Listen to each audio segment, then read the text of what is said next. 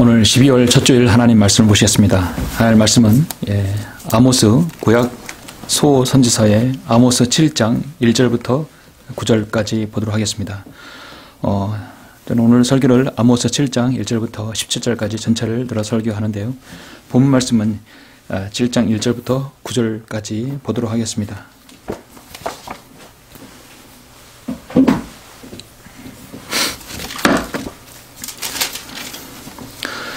아모스 7장 1절로 9절 말씀입니다. 봉독해 올리겠습니다. 주 하나님께서 내게 보이신 것이 이와 같도다. 보라, 나중 자란 것이 움돋기 시작할 때 그가 황충들을 지으셨으니 보라, 그것은 왕이 풀을 벤 후에 자란 나중 것이라. 그 황충들이 땅의 풀들을 다 먹었을 때 내가 말씀드리기를, 오 주 하나님이여, 내가 주께 간구하오니 용서하소서. 야곱이 미약하오니 그가 누구를 의지하여 일어나리까 하니, 주께서 이로 인하여 마음을 돌이키시기를 주가 말하노니 이 일이 일어나지 아니하리라 하셨도다. 주 하나님께서 내게 보이신 것이 이와 같으니, 보라, 주 하나님께서 불로 싸우도록 부르셨으니 그 불이 큰 기품을 삼켰으며 그 일부를 먹었도다. 그때 내가 말씀드리기를, 오 주 하나님이여, 내가 주께 간구하오니 그치소서. 야곱이 미약하오니 그가 누구를 의지하여 일어나리까 하니, 주께서 이 일로 인하여 마음을 돌이키시기를 주 하나님이 말하노니 이 일도 일어나지 아니하리라 하셨도다. 그가 내게 보이신 것이 이와 같으니, 보라, 주께서 다림줄로 만든 벽 위에서 손에 다림줄을 가지고 서 계셨도다. 주께서 내게 말씀하시기를, 아모스야, 내가 무엇을 보느냐 하시기에 내가 말씀드리기를, 다림줄이니이다 하였더니, 주께서 말씀드리기를, 보라, 내가 내 백성 이스라엘 가운데 다림줄을 둘 것이요 내가 다시는 그들을 지나가지 않으리라. 이삭의 산당들이 황량하게 되고 이스라엘의 성소들이 황폐케 되리니 내가 여로보암의 집을 대적하여 칼을 가지고 일어나리라 하셨도다. 먼저 1절부터 9절까지 제가 봉독해 올리겠습니다. 나머지는 제가 10절부터 17절은 제가 설교 말미에 말씀을 드리겠습니다. 우리 하나님 말씀을 위해서 잠시 기도하시겠습니다.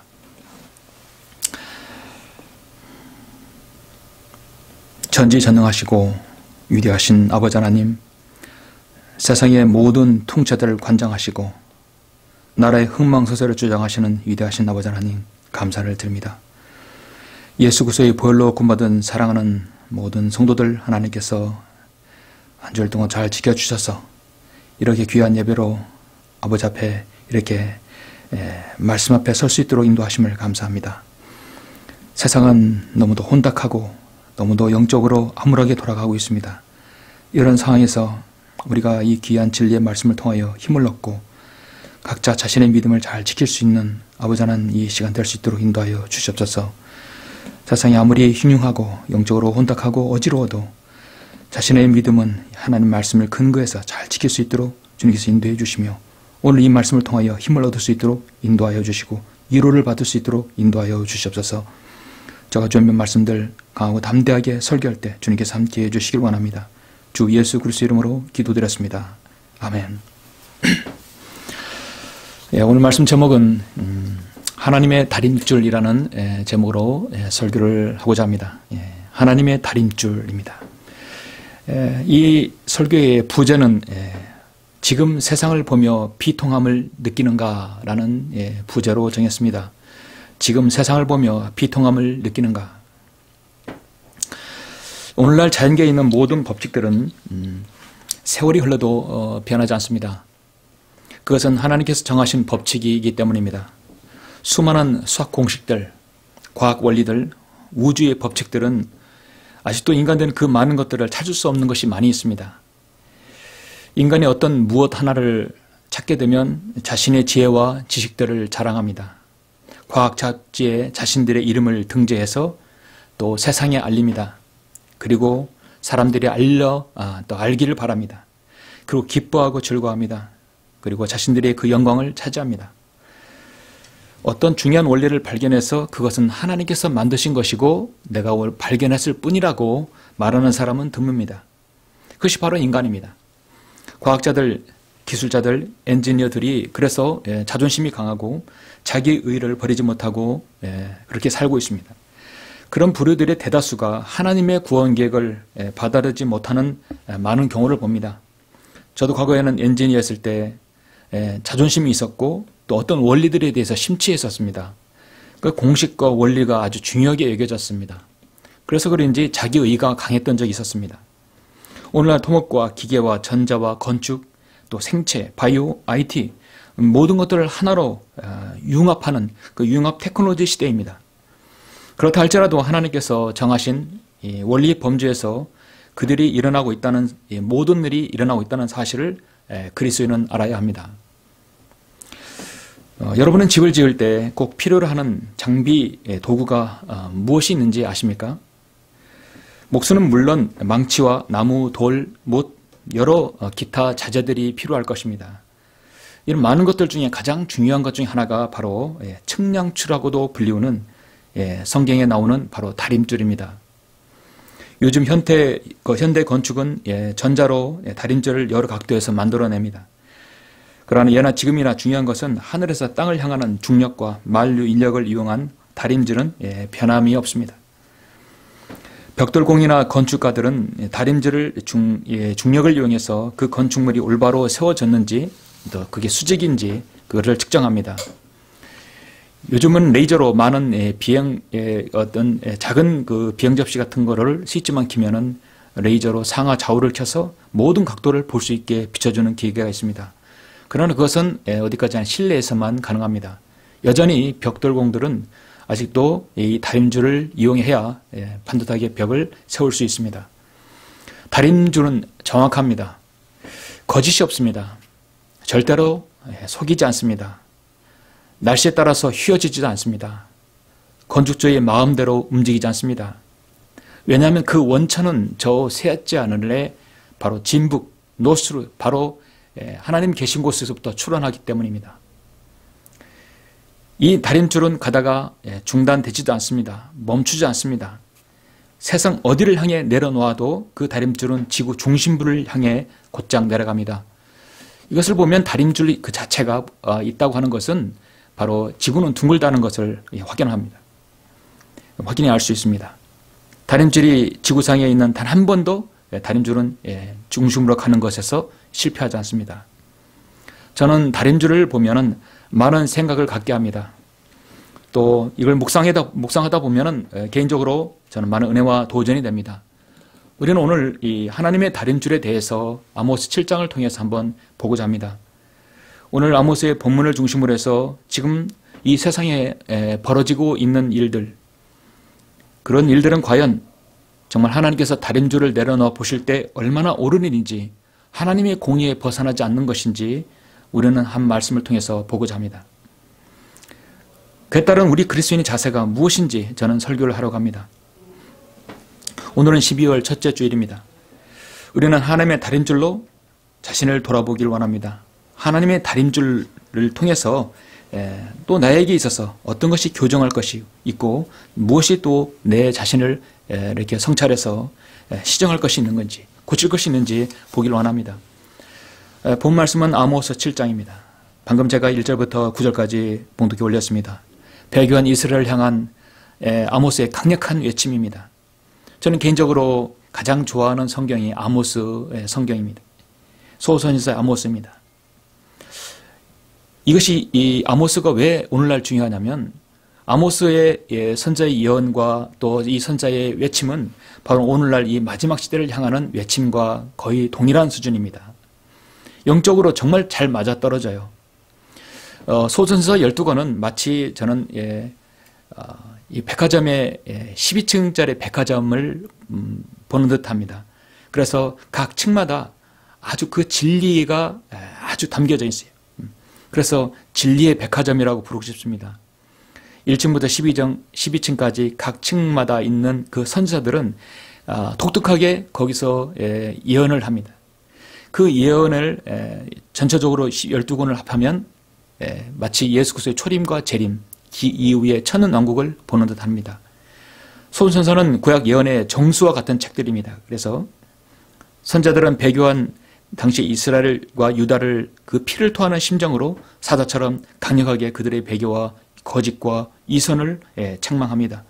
그리고 그들의 멸망을 예언하는 가운데 먼 미래에 있을 예수 그리스도의 재림까지도 예언합니다. 뿐만 아니라 초림도 예언하고, 그러니까 초림과 재림 그걸 넘나들면서 성경의 대주제인 왕국, 그 이후의 통치까지 다루고 있는 것이죠. 그래서 소선서는 분량이 많지 않고 적어서 소선서가 아니라 선자들을 모아놔서 그 양의 작기 때문에 소선서라고 합니다. 이들이 절대 어떤 메이저와 마이너 리그 이렇게 구분하듯이 좀 더 약한 선지자, 좀 부족한 선지자라 해서 소선서가 아닙니다. 그 중에 이 소선서 중에 아모스라는 선지자는 참 특별한 선지자입니다. 원래 그는 귀족도 아니고 그는 율법을 정식으로 배운 사람도 아니었습니다. 평범한 목동의 한 사람이었습니다. 아모스라는 뜻은 짐을 지우다라는 뜻입니다. 아모스 첫째 장, 둘째 장을 보면은 이 짐에 대해서 얘기가 나오는데요. 아모스라는 선자 자체가 짐을 지우다는 뜻으로 이게 알려지는데 2장 13절에 보면 이런 말씀이 있어요. 보라, 곡식단을 가득 실은 수레가 눌림같이 내가 너희 아래서 눌림을 받는도다. 수레가 눌림같이 내가 너희 아래서 눌림을 받는다. 이 짐 때문에 눌림을 받는다는 것이죠. 그 짐은 우리가 보이는 짐이 아니라 이스라엘 배교로 인하는 하나님의 정말 어떤 괴로우심, 하나님의 안타까우심을 말씀하는 것이죠. 아모스는 특화 유다의 조그만 도시의 목동이었습니다. 본문의 7장에서는 자신이 어떻게 하나님께 부름받았는지에 대해서도 제시하고 있어요. 아모스가 있는 곳은 예루살렘으로부터 약 18km 떨어져 있는 곳입니다. 아모스는 유다 출신이지만 지금 여로보암 2기가 이끄는 바로 북쪽의 10지파를 예언하기 때문에 그곳에서 지금 이제 선지자 사역을 하는 것이죠. 유다 사람이지만 북쪽 이스라엘 백성을 향한 사역을 하는 것입니다. 하나님께서는 선지자 아모스에게 많은 일들을 보여주십니다.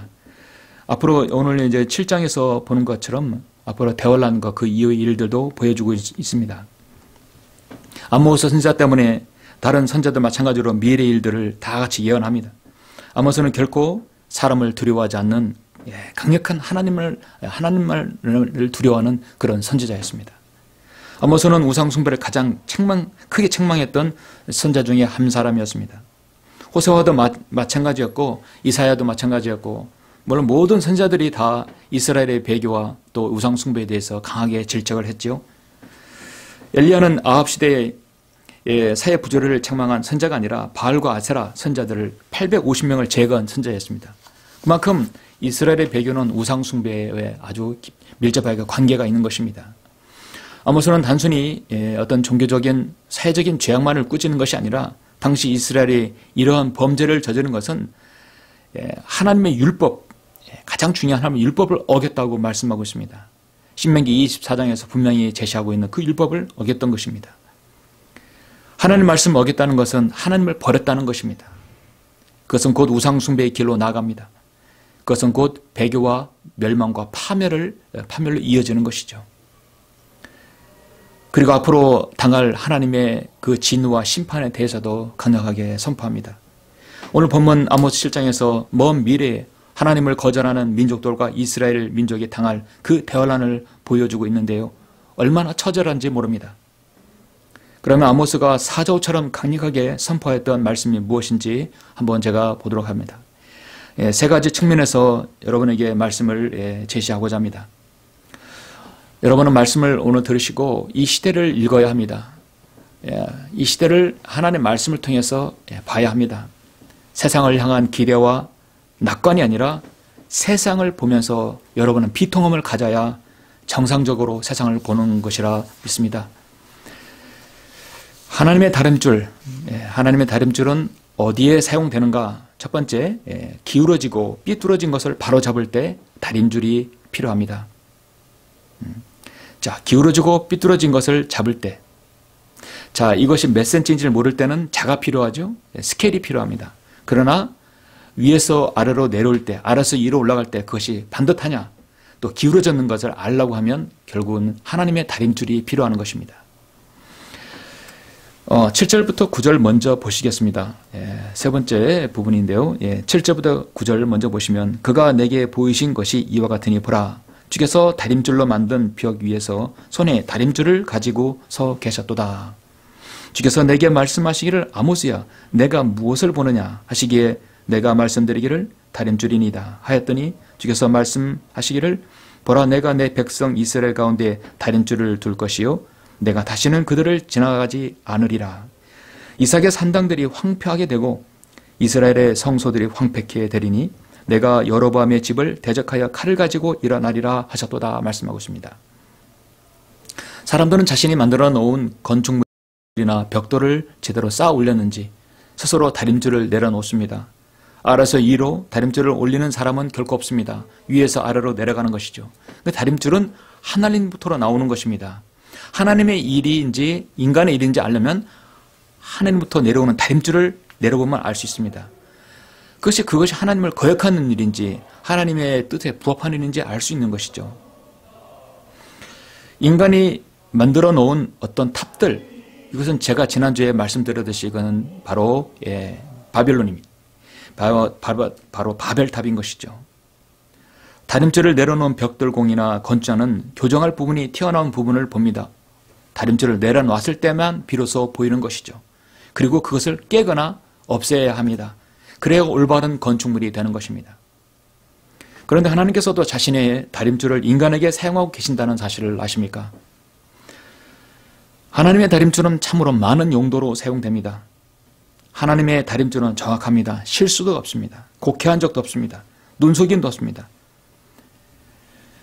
대충 지어도 다림줄을 내리기만 하면 그 건축물이 얼마나 잘 지었는지는 알 수 있습니다. 하나님께서도 자신의 교회를 세우실 때 다림줄에 기초를 놓았다고 말씀하고 있습니다. 디모데전서 3장 15절에 보시면 그러나 만일 내가 지체하면 내가 하나님의 집에서 어떻게 처신해야 하는가를 알게 하려는 것이라. 이 집은 살아계신 하나님의 교회요 진리의 기둥과 터전이니라 했습니다. 이 집은 하나님의 교회라 했습니다. 오늘날 신약교회는요 하나님의 교회요 진리의 기둥과 터전이어야 합니다. 하나님의 교회는 반드시 진리의 말씀 위에 세워져야 하는 것이죠. 마태복음 16장 18절에 보면 주님께서 바로 신약교회는 하나님의 교회는 진리의 기둥과 터전이어야 한다고 하며 반드시 예수 그리스도의 기반 위에 시작되어야 한다고 했습니다. 그 기반은 바로 반석이신 예수 그리스도를 통해서만 세워져야 하는 것입니다. 에베소 2장 20절에서 너희는 사도들과 선자들의 기초 위에 세워졌으며 예수 그리스도께서 친히 기중한 모퉁이 돌이 되셨다고 말씀하고 있습니다. 기초돌이 되셨다는 것이죠. 교회는 빙대지 않는 하나님의 바른 말씀 위에 세워져야 합니다. 믿음으로 이렇게 된 신학교리와 전천연주의 예수 그리스도의 재림을 믿고 따르는 교회여야 합니다. 그리고 세대적 진리의 기반 위에 세워져야 합니다. 이것이 바로 중요한 하나님의 다림줄 원칙입니다.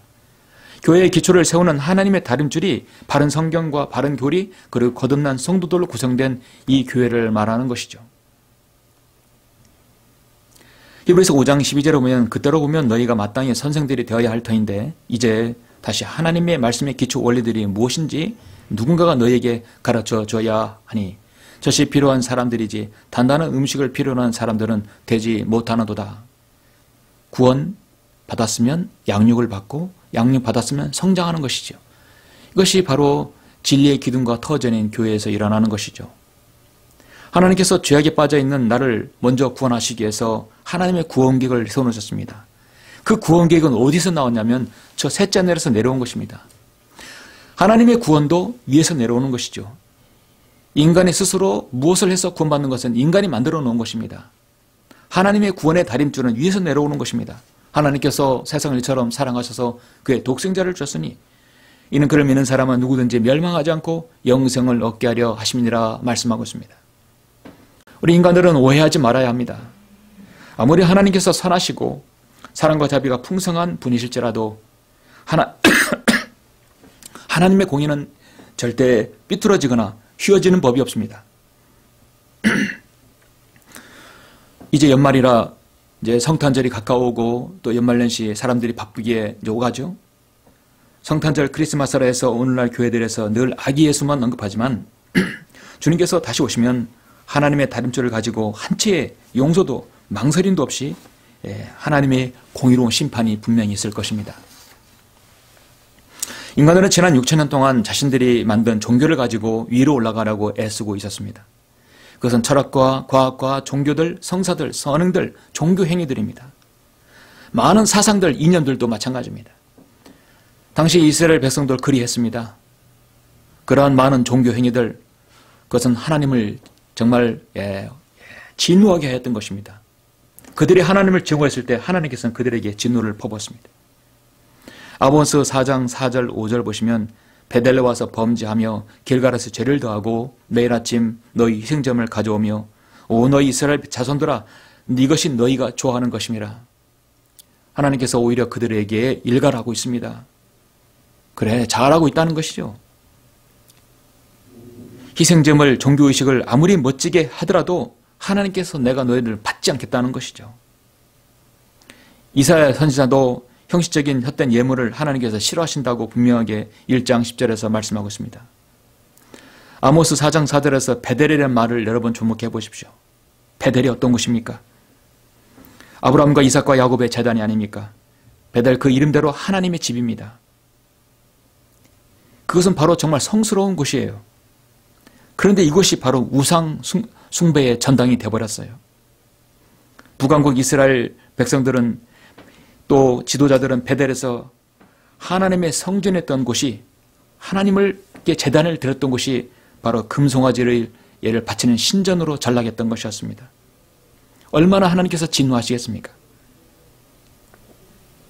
아모스는 그러한 사정을 보고 너무나 비통해했습니다. 너무나 애통해했었습니다. 모두가 인간이 만들어 끌어올리는 다림질이었던 것입니다. 오늘날 이 시대에도 여전히 하나님께서는 믿는 자나 불신자들에게 다림줄을 내리신다는 사실을 우리는 알아야 합니다.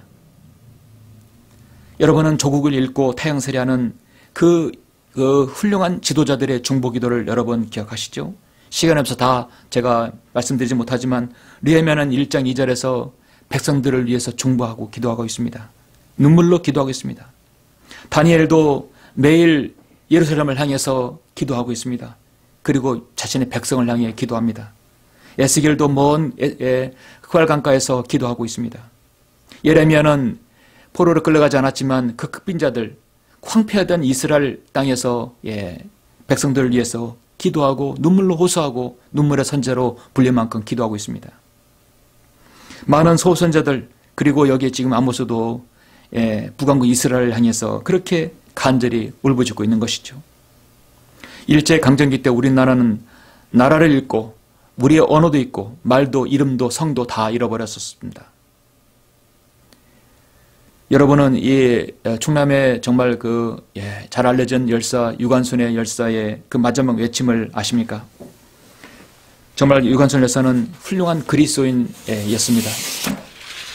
유관순 열사는 내 손톱이 빠져나가도 내 귀와 코가 잘리고 내 다리가 부러져도 그 고통은 이길 수 있사오나 나라를 잃어버린 고통만은 견딜 수 없습니다. 나라에 바칠 목숨이 하나밖에 없는 것이 이 소녀의 유일한 슬픔입니다. 당시에 국가 지도자들이 잘못 행함으로써 나라를 일본에 뺏긴 다음에 많은 신실한 순국 열사들 또 순국 성도들의 그 피와 땀이 아니었더라면 어떻게 나라를 다시 찾을 수 있겠습니까? 이 어린 유관순 열사도 당시에 그렇게 피 끓는 토로를 하나님께 기도했던 것이었습니다. 요즘 세상에 돌아가는 모든 것을 보면 저도 그러한 심정입니다. 잠시 저는 세상 돌아가는 이야기를 여러분에게 좀 알려드리겠습니다. 많은 분들이 모르시는 것 같아서 또 참고로 제가 말씀을 드립니다. 여러분은 오늘 설교의 부제를 제가 지금 세상을 보며 비통함을 느낍니다라고 아까 말씀드렸을 때 정말 이 세상이 움직이고 돌아가는 것을 볼 때 여러분은 정말 비통함을 느끼십니까? 아직 세상은 살만한 세상이라고요? 아직 세상은 희망이 있다고요? 그렇게 생각하시는 그리스도인이 있다면 여러분은 저의 설교를 다시는 듣지 마시길 바랍니다. 아직까지 그렇게 세상에 대해서 낙관적이고 무엇인가 여러분 희망이 있다고 한다면 번지수를 잘못 찾은 것입니다. 그런 설교를 원한다면 긍정적 사고방식을 주장하는 은사주의나 오늘 대다수의 교회들에서 나눔과 외침과 나눔과 평화를 부르짖는 그런 교회의 설교를 들어야 할 것입니다. 여러분, 큰 틀에서 본다면 지금 이 세상은 대환란에 이르기 전에 거대한 영적전장의 한 전쟁터로 봐야 합니다. 예. 아직까지는 주님께서 다시 오셔서 신정 통치를 하지 않으시지만 하나님께서 추인하시는 최고의 하나님께서 인정하시는 통치 형태는 의의 민주주의입니다. 1인 독재가 아닙니다. 1인 독재는 오직 예수님만이 오셔야만이 가능합니다. 어떤 한 개인이 독재를 하게 되면 분명히 절대 권력은 절대 부패한다는 말이 있습니다. 부패하게 되어 있습니다. 하나님께서 추인하시는 현재의 정치 형태는 의의 민주주의입니다. 공산주의가 아니에요. 공산주의는 마귀 사상이고 사탄에서 나온 것이고 로마 카톨릭에서 나온 것입니다. 아직까지는 주님께서 다시 오셔서 신정 통치를 하지 않으시지만 그래서 민주주의를 하나님께서 인정하시는 겁니다. 그래서 하나님께서 하나님을 섬기고 성경을 이야기하고 성경에 손을 얹고 선사하는 나라를 보면은 참 여러 가지 생각이 듭니다. 여러분은 미국의 대통령이 선거를 해서 당선됐을 때 여러분 대통령 취임식 때 성경에 손을 얹고 손을 얹고 선서를 하는 걸 여러분 보셨죠? 얼마나 아름답습니까? 창조 하나님을 유일한 신으로 섬기면서 태동한 나라는 여러 나라가 있습니다. 대표적으로 이스라엘입니다. 그러나 이스라엘은 예수 그리스도를 주로 고백하지 않는 한 그들은 아직까지 이방인들에게 짓밟히고 또 대환란의 고난을 당할 것입니다. 그리고 영국과 미국입니다. 해가 지지 않는 대영 제국 바로 영국은 1611년 킹제임스 성경을 펴냈습니다. 하나님께 축복해 주셨어요. 그러나 1884년 가장 먼저 RV 개혁 성경을 내놓았습니다. 그리고 영국은 쇠퇴했습니다. 그리고 미국입니다. 지금도 그들은 대다수 일부가 전부가 아니지만 일부 다수가 하나님을 존중하고 신뢰하고 하나님의 공의와 진리가 다스려지도록 기도하는 성도들이 세계에 가장 많이 분포된 나라입니다. 그러한 미국이 이번 지난달 11월 3일 대통령 선거에서 미국과 현 세계 정세의 정치적, 경제적, 영적 구도가 다 밝혀지는 그런 사건이 일어난 것입니다. 미국에 일어난 부정선거, 사기선거는 이것은 미국뿐만 아니라 자유민주체제를 수호하는 모든 나라들을 전복하려는 시도인 것입니다. 그래서 어떻게 보면요, 여러분, 미국은요, 자유민주주의 체제의 마지막 보루입니다. 이미 한국은 중공으로 다 넘어가기 직전입니다. 한국의 주류 언론들은 연일 아직까지도 바이든이 미국의 대통령 당선인이라고 칭송하지만 그것은 한국 정부의 희망사항일 뿐입니다. 아직 미국 현지에서는 아닙니다. 앞으로 여러분 다음 달 내년 2021년 1월 중순까지는 미국은 1800년대 미국의 남북전쟁 이후로 미국의 건국 이후에 가장 혼란스러운 한 달이 될 것이라 여겨집니다. 그 이유는 미국의 대통령 선거에서 부정투표, 사기투표에 국한된 문제에서가 아니라 이번 대통령 선거는 미국을 전체주의적 사회주의 국가로 완전히 전락시켜서 국가 전복을 꾀하는 엄청난 프로젝트에서 비롯된 것입니다. 이 프로젝트에 가장 깊숙이 관여한 나라가 바로 중공입니다. 바로 우한폐렴, 코로나 바이러스 19가의 출원지 바로 중공 거기서 나온 것입니다. 그 유럽의 친중국가인 세르비아, 아랍의 대표국인 이란, 바로 이스라엘 가장 증오하는 나라죠. 이란, 그리고 부정선거의 온상지 베네수엘라에 합작품이었던 것이 서서히 드러나고 있습니다. 이것은 포연 없는 전쟁이나 마찬가지입니다. 선전포고 없이 이런 나라들이 지금 미국을 바로 쳐들어온 것이죠. 무엇으로요? 디지털로 쳐들어온 것입니다. 인터넷으로 쳐들어온 것입니다. 거기에 미국의 행정부와 미국민을 위한 정보기관의 역할을 해야 할 반역의 무리에 가담한 CIA, FBI, 법무부, 그리고 전직 대통령과 국무위원인 오바마, 힐러리 클린턴, 막대한 자본가인 조지 소로스, 빌 게이츠, 그리고 로스차일드 그룹들, 거대한 소셜미디어 그룹인 페이스북 저커버그, 그리고 트위터, 모든 프로젝트의 나팔수가 된 CNN, ABC, 또 뉴욕타임스, 많은 언론 매체들입니다. 막대한 자본과 미디어 그리고 전체주의적 사회를 꿈꾸는 잘못된 세계관을 가진 이 지도자들, 하나님을 거절하는 민족들, 그리고 내부의 반역자들의 싸움에서 지금 트럼프 대통령은 몇몇의 진실만을 외치는 사람들과 함께 힘겹게 지금 미국을 지키기 위해서 싸우고 있는 상황입니다. 마치 떼거리로 몰려와 사자와 대항하는 하이에나의 모습을 연상케 합니다. 저는 최근에 미국 국민들이 정말 나라를 위하고 또 대통령을 위하고 나라가 바로 서기를 원하는 그런 사람들이 모여서 그 거리에서 기도하는 모습을 볼 때 감동적이었습니다. 그들은 그 기도를 이렇게 하더라고요. 여러분, 저희 모두 우리 무릎 꿇고 기도하는 시간을 가졌으면 합니다. 그런 집회 때 기도하는 것이에요.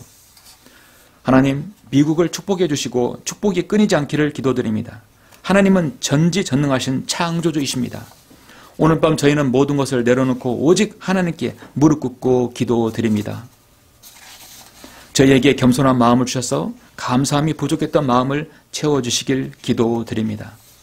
하나님께서 저희에게 적합하다고 생각하시는 리더가 세워지기를 간구합니다. 자, 간단하게 말씀을 드립니다. 참으로 눈물 나는 기도였습니다. 많은 그리스도인이 거리에 나가서 기도하는 것이에요. 저는 개인적으로 바이든은 백악관에 들어가기 힘들다고 봅니다. 그가 들어갈 곳은 관짝이 아니면 잘해야 감옥이라고 저는 봅니다. 트럼프는 연임할 것으로 저는 그렇게 봅니다. 그러려면 앞으로 이 두 가지 길밖에 없습니다. 연방 대법원까지 이 사태를 1월까지 끌고 가서 승소해서 연임하는 것입니다. 또 하나의 방법은 지금 문제가 되는 6개의 주를 계엄령을 선포해서 모든 통제를 군인이 직접 통제하고 반역자들과 부정사기 투표에 가담한 자들을 바로 감옥에 다 집어넣고 선거를 일일이 수개표로 해서 다시 하는 것입니다. 상하원 의회의 승인을 얻어서 그렇게 해야 되겠죠. 그렇게 해서 다시 선거를 하는 겁니다. 아마도 트럼프는 이것을 고심하고 있을 것입니다. 국가 이익의 통치자는 지혜로운 결정을 내려야 합니다. 1800년대 아브라함 링컨이 바로 그렇게 지혜로운 결정을 내려서 미국을 살렸습니다. 저는 열렬한 트럼프 지지자나 미국 우선주의에 극찬하는 사람이 아닙니다. 왜냐하면 저는 한국인이기 때문입니다. 그러나 제가 가장 마음이 아픈 것은 어떻게 민주주의 꽃이며 근간인 선거에서 표를 도둑질하고 사람의 마음을 훔칠 수가 있는가입니다. 이건 압살롬 같은 자입니다. 그래서 권력을 움켜쥐고 국민들을 개돼지로 취급하여 소수 엘리트층만 기득권만 누리며 호의코식하는 것입니다. 이것이 바로 전체주의적 사회주의적 방식이고 공산주의적 사고방식이에요. 그리스도인으로서 이 나라에서 그렇게 하는 것을 도저히 눈뜨고 볼 수 없습니다. 지금 전 세계는 전체주의적 사회주의를 꿈꾸는 자들과 그것을 막으려는 기독교 보수와의 싸움입니다. 그런데 문제는 그러한 일들이 대한민국 이 땅에서 지금 일어나고 있는 사실이죠. 현 한국의 상황은 내로남불 정권의 무정부 상태입니다. 법치가 무너졌습니다. 미국의 부정선거, 사기선거는 이미 한국에서 4월 15일 날 이미 엑사에서 한번 했던 것이에요. 그 일이 다시 미국에서 일어난 것이었습니다. 중공이 또 거기 철저히 개입했던 것이었습니다. 그 부정선거는 미국에서 더 주적적으로 일어났습니다. 지금 한국의 소수 정치 특권층들은 국민들을 정말 개돼지로 취급합니다. 문재인은 국민들의 피눈물 나는 소리를 듣는지 안 듣는지 국민 앞에 나타나지 않습니다. 코로나19로 빌미 삼아서 이제는 교회의 찬송과 성경도 없애고 있습니다. 광화문 집회자는 살인자라고 합니다. 그러면서 좌파 노동운동자들 민주노총 집회는 광화문에서 집회를 허락합니다. 얼마나 불합리합니까? 나라 경제는 660조였던 그 빚이 847조 원으로 늘어났고 일자리는 오히려 없었습니다. 원전 파괴로 인하여 얼마나 많은 업체들이 줄도산했습니까? 북한 동포들에게 유일하게 먹을 것과 자유민주주의를 알리는 전단 살포를 막는 법을 김여정이 말대로 정말 전단 살포 금지법을 만들었습니다. 문재인이가 정말 한 번도 경험하지 못한 나라를 만들고야 말았습니다. 소득주도 성장이라고는 들어보지 못한 말을 꺼내서 못 사는 사람들 더 못 사게 만들고 없는 일자리 더 없게 만들고 부동산 전체로 집 없는 청년이나 서민들은 영원히 무주택자로 만들어버렸습니다. 국민들은 세탁기를 원하는데 정부는요 계속 빨래판을 이렇게 만들었다 저렇게 만들었다 하는 것이에요. 손빨래하는 빨래판을 만드는 거예요. 국민들은 세탁기를 원하는데. 현 정권은 공정과 정의를 짓밟는 정권입니다. 중공의 서열 20이 되는 늑대에게 왕이란 자가 한국에 왔을 때 청와대에서의 굴욕적인 자세를 여러분 보셨습니까? 옛날 조선시대 명나라에 조공바치던 것처럼 중국의 완전한 저자세, 굽신여결을 펼치는 청와대의 문재인과 그 아류들을 보면 국민 한 사람으로서 정말 치가 떨립니다. 그러면서 국민들을 안위를 살피는 그냥 더 못살게 굽니다. 조국, 손혜원, 추미애, 윤미향 이 헤아릴 수 없는 많은 내노란불에 치가 떨리는 이선자들, 현 정부의 실세들을 보면 과연 이 땅에 공의가 언제 바로 세워질지 요원합니다. 저는 그런 자들을 보니까 정말 비통함을 느껴지고 주님 언제까지 우리가 기다려야 합니까? 기도하게 됩니다. 저는 그리스도인으로서 대한민국의 법치가 바로 서고 공평과 정의가 바로 서기를 원하는 국민 한 사람으로서 너무도 비통함을 금할 길이 없습니다. 가장 비통한 것은 한국교회가 지금 잠잠히 있다고 있는 것이에요. 한국이 그렇게 가장 큰 책임은 이렇게 된 것은 바로 첫 번째 책임은 한국교회에 있습니다. 특히 좌파 선동의 앞잡이가 된 한국기독교교회협의회 NCCK가 원흉입니다. 이들의 뿌리는 바로 WCC입니다.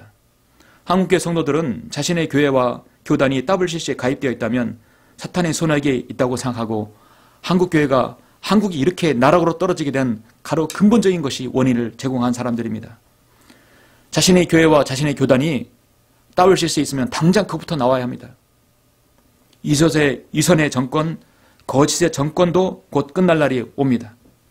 저는 올라가기 전에 이 땅에서 살아있고 공정한 법치로 우리 모두가 보는 앞에서 그들을 법에 의해 단죄하는 것을 보기를 원합니다. 저는 그렇게 기도하고 있습니다. 물론 지금 올라가면 못 보겠지만 이 땅에 있는 동안에 법치가 살아있음을 그들에게 알게 하는 것이 저는 원입니다. 회개치 않는 자들의 종말을 꼭 지켜보고 싶습니다. 그래서 저는 시편 13편의 1절 2절에 기도를 합니다. 오 주여 언제까지 주께서 나를 잊으려 하시나이까? 영원히 하시려나이까? 언제까지 주께서는 주의 얼굴을 내게서 숨기려 하시나이까? 언제까지 내가 내 혼과 의논해하며 날마다 내 마음에 슬픔을 지내야 하리이까? 언제까지 내 원수가 나를 누르고 의기양양하게 하겠나이까? 오 주 나의 하나님이여 내게 유념하시고 말을 들어주소서. 주님 언제까지 그런 이선자들을 우리가 보면서 살아야 합니까? 지금 문제는 오늘날 그렇게 외치는 아모스 선지자 같은 그런 설교자가 없다는 것입니다. 성경으로 믿고 실행하는 교회가 고작 열 몇 개밖에 되지 않습니다. 그것도 외치는 소리가 너무나 미약합니다. 교회를 중축하고 세우고 사역을 넓혀나가고 성경이 몇 권 나갔니 못을 짓고 그럴 치장만 운운할 것이 아니라 정말 피를 토하는 아모스의 심정으로 이 세상에 외쳐야 합니다. 남의 교회를 지적하는 것만 아니라 외쳐야 합니다. 피를 토하는 심정으로 아모스처럼 외쳐야 합니다. 그게 지도자의 자세입니다. 하나님의 다림줄은 지금도 쉬지 않고 정확하게 이 땅의 죄인들을 판단하고 외쳐야 하는 것이죠. 그래서 아모스 4장 12절에 보면 이렇게 말씀하고 있죠. 그러므로 오 이스라엘아 내가 너에게 이같이 행하리라. 내가 너에게 이것을 행하리니 오 이스라엘아 내 하나님을 만날 준비를 하라. 여기다 이스라엘을 빼고 여러분 세상 사람을 향해서 말하십시오. 그러므로 오 대한민국 국민들이여 내가 너에게 이같이 행하리라. 내가 너에게 이것을 행하리니 오 이스라엘아 오 대한민국아 내 하나님을 만날 준비를 하라. 보라 이는 산들을 짓고 바람을 창조하며 인간에게 자기 생각이 무엇인가를 선포하는 분, 아침을 어둡게 하며 땅의 높은 곳들을 밟는 분, 만군의 하나님인 주가 그의 이름입니다. 먼저 거듭나야 되겠죠.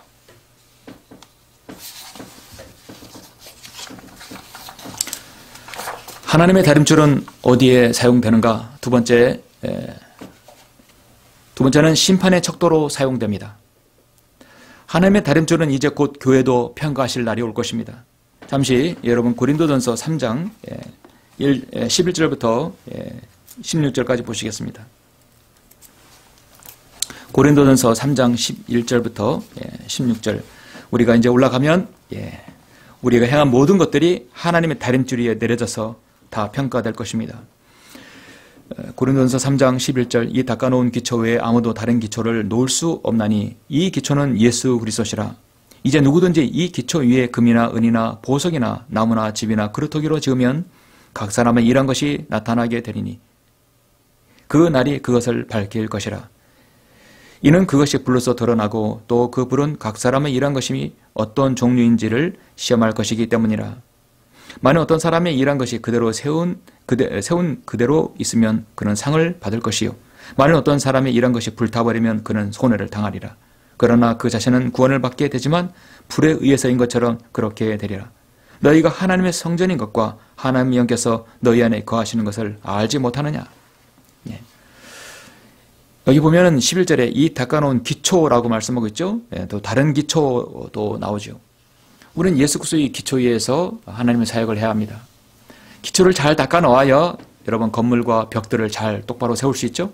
또 그것을 바로 세울 수 있을 수 있는 것은 하나님의 다림줄이 있기 때문입니다.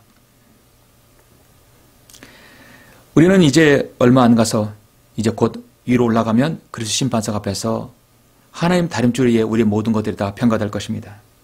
디모데전서 6장 19절에 보면 자신들을 위하여 오는 때를 대비한 좋은 기초를 쌓도록 하라 했습니다. 이는 영원한 생명을 붙들기 위함이라 했습니다. 좋은 기초를 쌓으라 했습니다. 우리는 하나님의 다림줄을 통해서 어떤 일이 하나님 일인지 좋은 기초를 쌓을 수 있습니다. 얼마나 하나님의 기준에 부합하게 섬겼는지, 내가 얼마나 하나님의 원칙을 지켰는지, 독선과 자만과 자랑의 벽이 있었다면 반드시 튀어나왔을 것입니다. 게으름과 부주의한 생활들 반드시 튀어나올 것입니다.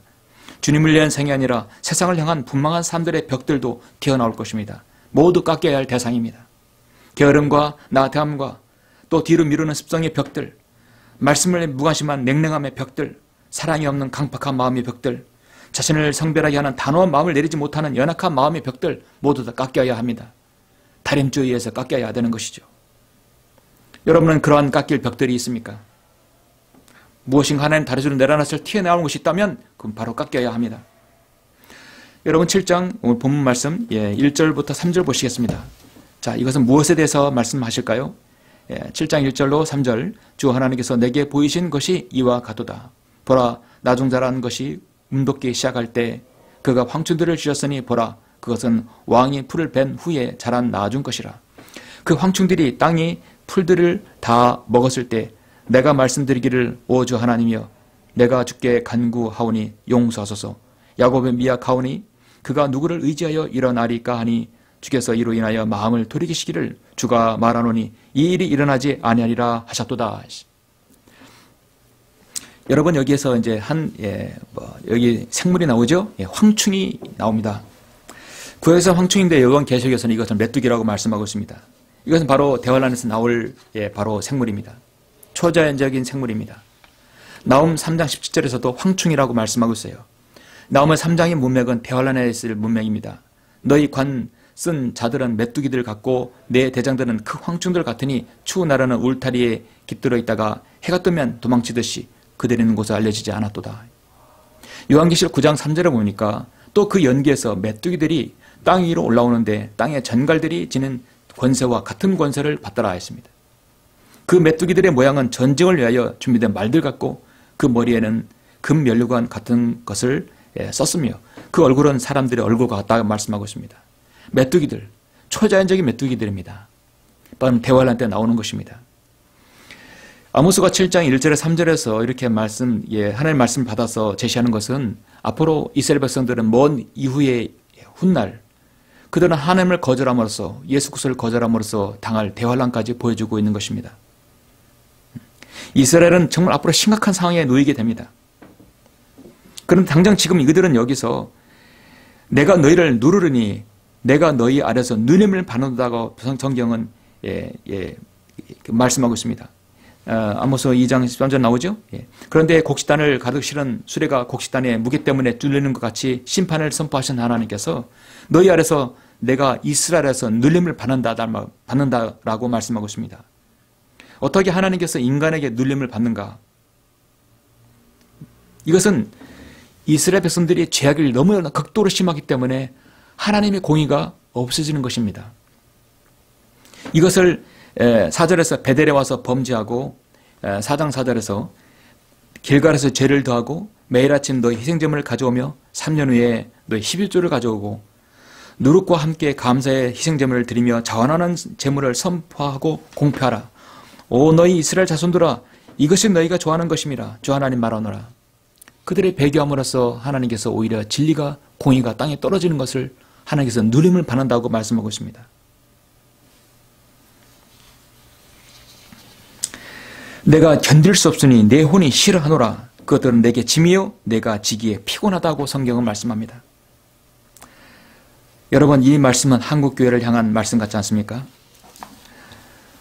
마태복음 23장 37절에서 우리 주님께서는 앞으로 이스라엘 백성들이 당할 대환란에 대해서 주님은 말씀합니다. 오 예루살렘아 예루살렘아 선지자들을 죽이며 너에게 보낸 사람들을 돌로 치는 자야. 그들은 예수 그리스도를 죽였습니다. 마치 암탉이 자기 병아리를 날개 아래 함께 모으듯이 내가 얼마나 자주 내 자녀를 모으려고 하였더냐. 그러나 너희가 원치 아니하도다. 그에게 모든 선자들은 대들소 참으로 비참하게 생을 마감했습니다. 그들은 선자를 죽였습니다. 나에게 보낸 사람들을 돌로 치는 자야. 마치 암탉이 자기 병아리들을 날개 아래 함께 모으듯이 내가 얼마나 자주 내 자녀들을 모으려고 했더냐. 그러나 너희가 원치 아니하도다. 이스라엘 백성들이 자신의 스스로 하나님을 거절했던 것이었습니다. 앞으로 이스라엘 백성이 당할 그 대환란은 끔찍한 것이죠. 하나님의 다림줄은 어디에 사용됩니까? 세 번째, 죄인들을 향한 멸망의 척도로 사용됩니다. 아모스 7장 4절부터 6절 보시죠. 주 하나님께서 내게 보이신 것이 이와 같으니 보라. 이번에 이제 첫 번째는 황충을 보여줬고 두 번째는 무엇을 보여줬냐면 불을 보여줬습니다. 불은 무엇입니까? 심판입니다. 멸망입니다. 불은 절대 좋은 게 아니에요. 주 하나님께서 내게 보이신 것이 이와 같으니 보라 주 하나님께서 불로 싸우도록 부르셨으니 그 불이 큰 기쁨을 삼켰으며 그 일부를 먹었도다. 그때 내가 말씀드리기를 오 주 하나님이여 내가 주께 간구하오니 그치소서. 야곱이 미약하오니 그가 누구를 의지하여 일어나리까 하니 주께서 이로 인하여 마음을 돌이키시기를 주 하나님이 말하노니 이 일도 일어나지 아니하리라 하셨도다 했습니다.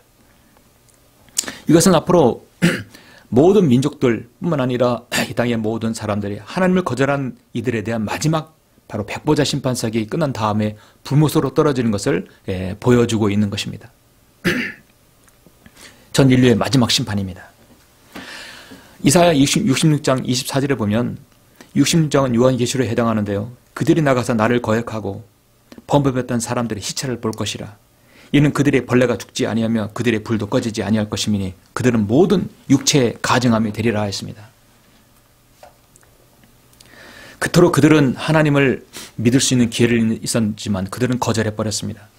요한계시록 21장 8절에 어떤 말씀이 나옵니까? 그러나 두려워하는 자들과 믿지 않은 자들과 가증을 선 자들과 살인자들과 음행하는 자들과 마술하는 자들과 우상 숭배하는 자들과 모든 거짓말하는 자들을 불과 유황이 타는 못에 참여하려니 이것이 둘째 사망이라 했습니다. 현 정부의 가증스러운 자들, 음행하는 자들, 그리고 거짓말하는 자들, 불과 유황 위에 타는 못에 참여하려니 이것이 둘째 사망이라 했습니다. 성경에서 마지막 심판의 장이며 구절입니다. 저는 오늘날 우리 시대에 살았던 가증스러운 죄인들, 국민들을 개돼지 취급하고 자신들의 배만 불리웠던 김씨 3대와 현 정권에 거듭나지 못한 정치인들, 사탄을 숭배하는 자들, 적그리스도를 예비하고 준비했던 사탄의 종들, 로마 가토릭의 하수인들, 저는 그들의 마지막에 불못에 떨어지는 것을 반드시 제 눈으로 목도하리라 믿습니다. 욥기 3장에서 8장에서 하나님께서 심판을 왜곡하시겠느냐, 아니면 전능하신 분의 정의를 왜곡하시겠느냐, 어떤 게 왜곡될 것 같습니까? 정령 진실 하나님께서는 악을 행치 아니하시며 전능하신 분은 심판을 왜곡하지 아니하시리라. 아멘. 심판을 왜곡하지 않는다는 얘기는 반드시 다림줄은 직선으로 곧게 뻗는다는 것입니다. 여러분은 하나님을 제외한 그 어떤 것이, 무엇이 두려운 것이 있습니까? 하나님을 제외한 그 어떤 것도 두려워서는 안 됩니다.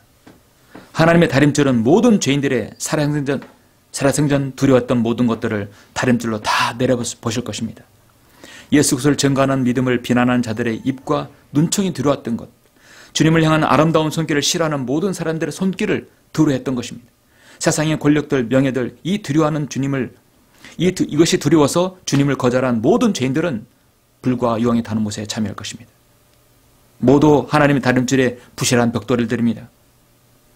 조지 히필드는 세상을 두려워하고 그들이 비웃는 500명의 교인들이 모이는 곳보다 차라리 하나님을 두려워하는 하나님 편에 선 10명이 모이는 교회가 낫다고 분명히 말했습니다.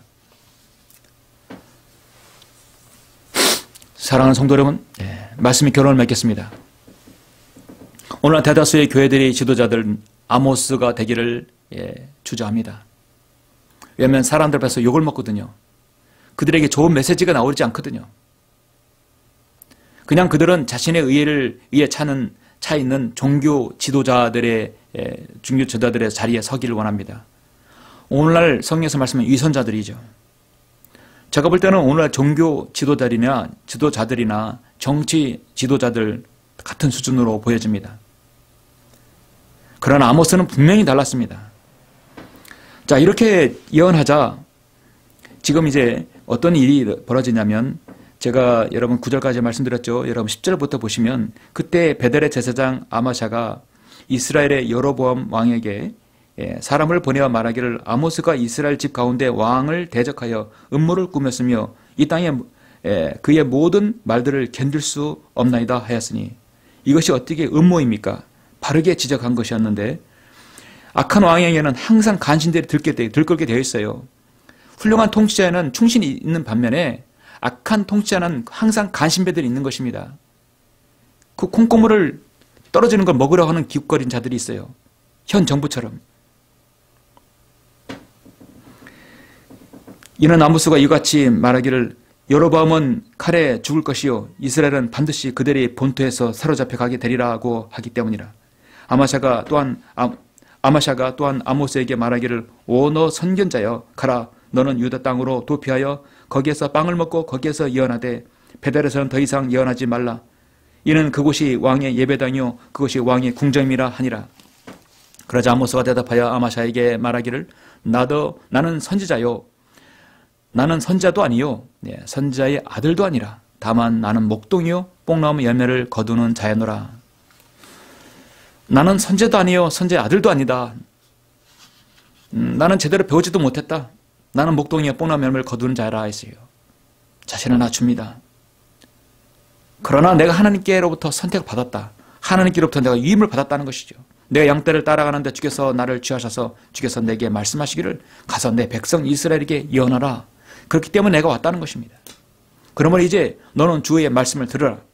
내가 말하기를 이스라엘 대적하여 예언하지 말며 이삭의 집을 대적하여 내 말을 떨어뜨리지 말라 하는도다. 그러므로 주가 이같이 말하노라. 내 아내는 성읍의 장녀가 될 것이요 내 아들들과 딸들은 칼에 쓰러지리라. 내 땅은 줄을 재어 나눌 것이요 너는 오염된 땅에서 죽을 것이며 이스라엘은 반드시 자기 땅에서 사로잡혀 갈 것이라. 아시리아로 멸망할 것을 예언하고 있는 것입니다. 그래서 아모스의 이 7장의 예언은 참으로 암울하게 끝나는 것입니다.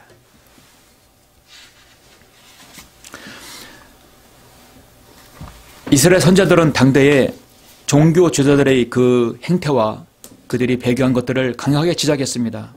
오늘날 이 시대에 여러분 진정한 설교자가 어떤 설교자입니까? 오늘날 이 시대에 성경 듣는 설교자는 어떤 설교자입니까? 하나님의 진리의 말씀을 선포하고 그 나라의 시대상을 성도들에게 정확하게 알려야 합니다. 주류 언론들에서 떠드는 것만 제시하는 게 아닙니다. 이 세상이 어떻게 돌아가는지 알려야 그게 진정한 설교자의 자세입니다. 저는 지금 현 정부를 물론 비판했습니다. 잘못 돌아가고 있기 때문에 지적하는 것입니다. 설교자는 지적해야 한다고 봐요. 그렇게 하지 않는 설교자는 저는 설교자로 보지 않습니다. 여러분 이 부분에서 오해 없으시길 바랍니다. 아모스가 사역을 했을 당시에 선자들은 구약의 신정 통치에 있어서 그린베라나 공수부대, 정말 해병대 같은 특수 요원들이었습니다. 그들은 특별한 임무를 받았던 사람들이었습니다. 그들은 고통스러운 고난을 겪었고 때로는 담을 파기도 했고 벌거벗고 다니기도 했고 창녀와 이혼도 하고 결혼도 했고 잿더미에 앉아 있기도 했고 아내를 잃기도 했습니다. 뺨을 얻어맞기도 했고 감옥에 들어가기도 했고 목숨을 구하기에 도망쳐야 했고 고래 뱃속에 들어가기도 했고 돌에 얻어맞기도 했고 십자가에 처형도 당했고 어린아이에게 조롱도 당했습니다. 때로는 목베임을 당했습니다. 때로는 톱질을 당했습니다. 그런 선자들은 그 당대에 있어서 희망이었고 시대의 소리였습니다. 이 마지막 시대의 소리는 바로 성경을 믿고 실행하는 설교자들입니다. 바른 진리의 말씀이 있으면 선포해야 합니다. 현 시국에 대해서 정확하게 사람들에게 알려야 합니다. 마지막 시대가 어떻게 돌아가는지 제시해야 합니다. 하나님의 다림줄은 기울어지고 삐뚤어진 것을 바로 세울 때 사용됩니다. 하나님의 다림줄은 세상의 심판의 척도로 사용됩니다. 하나님의 다림줄은 멸망의 척도로 사용되는 것입니다. 하나님께서는 자신의 사람을 컨택하셨으면 그에 따른 능력을 반드시 부여해 주십니다. 그가 예언을 할 수 있도록 능력을 주셔서 그의 예언을 통해서 위대하신 하나님이 참 하나님이시며 하나님의 말씀은 무하고 반드시 성취된다는 사실을 입증해 보입니다. 그리고 세상 사람들에게 도전을 줍니다. 이제 곧 하나님의 다림줄이 심판의 줄로 멸망의 줄로 바뀔 날이 올 것입니다. 그날이 가까웠습니다. 지금 이 세상을 우리는 하나님의 시각으로 이 성경의 시각으로 바라보며 주님을 섬기시길 간절히 바라며 설교를 마치겠습니다. 잠시 우리 머리 숙여 기도하시면서 잠시 말씀을 들으시겠습니다. 우리 주님께서는 내가 다시 올 때 너희는 점없고 흠 없이 평강 가운데서 그분께 발견되도록 힘쓰라고 분명하게 말씀하셨습니다. 여러분은 어떤 일을 하고 있을 때 이 날을 맞이하고 싶습니까? 이 질문은 신랑 되신 예수 그리스도를 기다린다는 모든 그리스도인이 있어서 심각한 질문입니다. 세상 일에 분주하다가 잠을 자다가 밥을 먹다가 죄인들의 자리에 함께 있다가 아니면 기도하다가 경배드리다가 구령하다가 설교하다가 수많은 많은 상황들에서 이 일이 일어날 것입니다. 중요한 것은 우리가 언제나 깨어 기도하면서 주님의 재림을 간절히 기다리는 상황에서 발견되어지기를 바라는 것입니다. 하나님의 날을 고대하고 여러분 열망하시죠. 그렇다면 신랑이 오기를 단장하는 신부의 모습으로 우리가 기다려야 합니다. 지난 인류의 역사 2000년 동안은 이제 모든 성도들이 주 예수 그리스도의 재림을 기다리고 간절히 기다리고 손꼽아 기다렸습니다. 마지막 시대를 사는 우리야말로 우리 시대에 주님께서 오실 거라고 우리는 믿습니다. 세상의 창조 이래로 하나님께서는 그분의 왕국을 계획하시고 인간의 역사 속에 개입하셔서 자신의 왕국, 곧 완전한 왕국을 이루시기 위해서 지금도 일하시고 다림줄을 내려놓고 있습니다. 하나님의 다림줄은 지금 끊어지지 않고 곧장 이 세상의 끝을 향해 달려가 끝을 향해 가리키고 있습니다. 사탄은 끊임없이 이 일을 방해하고 있습니다. 그럼에도 불구하고 인류의 역사는 그 왕국을 향해 계속 진행되어 가고 있습니다. 많은 사람들이 더 좋은 세상을 위해서 나름대로 계획과 구상과 많은 정책들을 내놓고 사상을 내놓습니다. 때론 전쟁을 합니다. 협약을 맺습니다. 그러나 모든 것들은 인간이 만들어 놓은 모든 일들이 실현 불가능한 것입니다. 인간이 쌓아올린 것에 불과한 바벨탑에 불과합니다. 독재든 의회 민주주의든 어떤 정체든 간에 모든 시도는 사실 실패로 돌아갈 것입니다. 이제 결국은 적그리스도의 소나기로 다 빠져들어갈 것입니다. 그것은 세상의 수순입니다. 그러나 우리가 사는 이때 우리가 그것을 목도하지 않고 올라가는 것이죠. 아주 주님께서 이 땅에 오시기까지 죄인인 인간들이 땅의 보좌에 앉은 한 그들의 나라와 왕국은 실패와 실패만을 거듭할 뿐입니다. 여러분 예수 그리스도의 재림을 하루속히 소망하면서 잠시 기도하시겠습니다.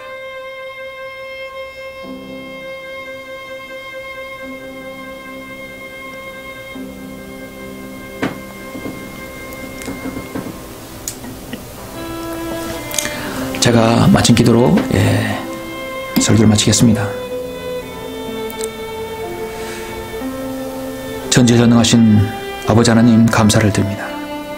부족한 종은 오늘 아모스 7장을 통해서 이 시대를 하나님의 말씀을 통해서 시대를 보는 눈을 또 아모스 선자가 이스라엘을 향한 그 강력한 외침을 설교했습니다. 아버지 하나님 아모스는 정말 훌륭한 선자였습니다. 하나님의 사람이었습니다. 하나님의 다림줄을 그대로 설교하였고 그들의 심판과 그들의 멸망을 예언했습니다. 주님, 우리는 오늘날 이 시대에 아모스 같은 선지자요, 아모스 같은 그런 설교자요, 아모스 같은 믿음으로 살아가야 합니다. 세상의 부조리와 세상의 타락과 세상의 부정직함을 보고 우리는 통회하며 비통해야 합니다. 그래서 하루속히 주님께서 다시 오실 날을 기다리고 소망하는 것입니다. 이 세상에 어떤 낙도 두지 않는 것이 우리가 바라는 믿음입니다. 오늘 설교를 들으시는 모든 성도들이 또 그런 믿음으로 살 수 있도록 인도하여 주시옵소서. 주 예수 그리스도 이름으로 기도드렸습니다.